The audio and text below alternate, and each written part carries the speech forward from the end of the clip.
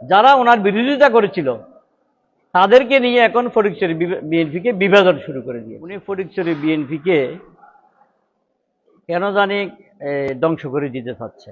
আমরা সম্প্রতি দেখেছি উত্তর জেলা বিএনপির আহ্বায়ক গোলাম আকবর খন্দকার নিয়ে আপনি সোশ্যাল মিডিয়া এবং বিভিন্ন গণমাধ্যমে কথা বলেছেন। মূলত আপনার সাথে ওনার বিরোধটা কি? উনি জেলা বিএনপির আহ্বায়ক, আবার আপনি যুগ্ম আহ্বায়ক। আমরা আসলে এই বিষয়ে একটু জানতে চাই। উত্তর জেলা বিএনপির আহ্বায়ক গোলাম আকবর খন্দকার, ওনার সাথে আমার কোনো বিরোধ নাই। উনি ধরতে গেলে আমাদের খুবই শ্রদ্ধাভাজন একজন নেতা। উনি অনেক বড় মাপের একজন নেতা। ওনার সাথে আমার বিরোধটা হলো উনি ফটিকছড়ি বিএনপিকে কেন জানি ধ্বংস করে দিতে চাচ্ছে। তো আমার কথা হলো 2018 সালের নির্বাচনে উনি ফটিকছড়ি থেকে নমিনেশন চেয়েছিলেন, ফটিকছড়ি থেকে জাতীয় সংসদ নির্বাচন করবে দল থেকে। উনি দল থেকে নমিনেশন পায় নাই। ফটিকছড়ি উপজেলা বিএনপির বিভিন্ন নেতা কর্মী ওনার বিরুদ্ধে অবস্থান নিয়েছেন। উনি আমাকে টেলিফোন করেছিল তখন, আলমগীর আমি ভোট করতে চাই। ওনাকে আমি বলেছি আমাদের দলের ভারপ্রাপ্ত চেয়ারম্যান তারেক রহমান যদি বলেন আপনাকে নমিনেশন দেন, অবশ্যই আমি আপনার সাথে থাকবো।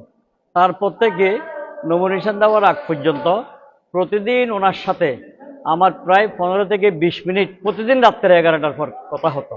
আমার সাথে ওনার এত মধুর সম্পর্ক। কিন্তু দেখা গেল যখন নমিনেশন পাই নাই, যারা ওনার বিরোধিতা করেছিল তাদেরকে নিয়ে এখন ফটিকছড়ি বিএনপিকে বিভাজন শুরু করে দিয়েছে। ওনাকে আমি বারবার বলেছি ফটিকছড়ি বিএনপি তৃণমূলকে নিয়েই আপনি কমিটিগুলো করেন। উনি ফটিকছড়ি বিএনপিকে জামাত এবং আওয়ামী লীগ লোকদেরকে নিয়ে কমিটি করেছেন, যাহা সবাই জানে। প্রায় 9 থেকে 10টা ইউনিয়ন কমিটির প্রেসিডেন্ট সেক্রেটারি হলো জামাতের, 3 থেকে 4টা কমিটি হলো আওয়ামী লীগের। এত কিছু বলার পরও উনি এগুলো কোনো কিছুই কর্ণপাত করে নাই। উনি ফটিকছড়ির বিএনপিকে ধ্বংস করার জন্য 2018 সালে যাদের কারণে নমিনেশন পাই নাই তাদেরকে দিয়ে ফটিকছড়ি বিএনপিকে উনি ধ্বংস করতেছে, যার কারণে আমার বিরোধটা। আমি আপনার মাধ্যমে আমাদের যে টিম আছে উত্তর জেলার, এই এম এ হালিম, মিরেশ্বরের একজন আছে আব্দুল আওয়াল চৌধুরী, সীতাকুণ্ডুর আছে নিজামী সাহেব, তারা দেখেছেন, তারা তদন্ত করেছেন। এখানে বিএনপির নিবেদিত কোনো লোকজনেই প্রেসিডেন্ট সেক্রেটারিতে নাই। ওরাই তো বিএনপির প্রাণ, বিএনপিকে ওরা ধ্বংস করে দিতে পারে না।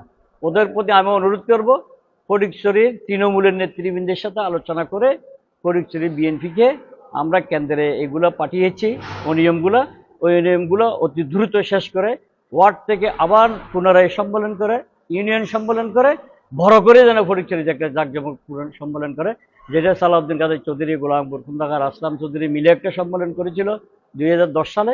ওইরকম একটা সম্মেলন আমরা করতে চাই। ধন্যবাদ সোহান তোমাকে।